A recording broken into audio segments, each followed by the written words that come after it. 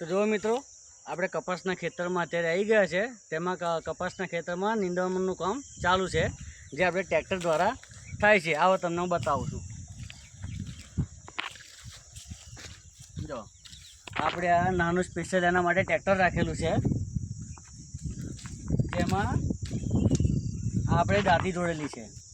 એનો ગારો છે 6નો ગારો છે આપણે, બરાબર 6નો ગારો છે। એમાં મોટા આપણે ટ્રેક્ટર પર બેસો, આપણે બતાવીએ આપણા મિત્રોને કે કઈ રીતનું આમાં કામ થાય છે।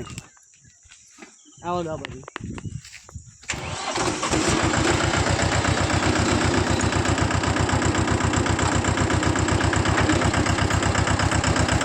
તો મિત્રો આમાં જો આ રીતે કપાસમાં નિંદામણ થાય છે, એમાં 6x6ના ગારામાં નિંદામણ થાય છે, બરાબર। આ બાજુ લાવો, થોડો કપાસ બતાવીએ અમને। આ જો અત્યારે કપાસના છોડ નાના છે, બરાબર। આ જો આ કપાસનો છોડ કોઈક જાનવર ખાઈ ગયું છે, કોણ ખાઈ ગયું છે ખબર નહીં।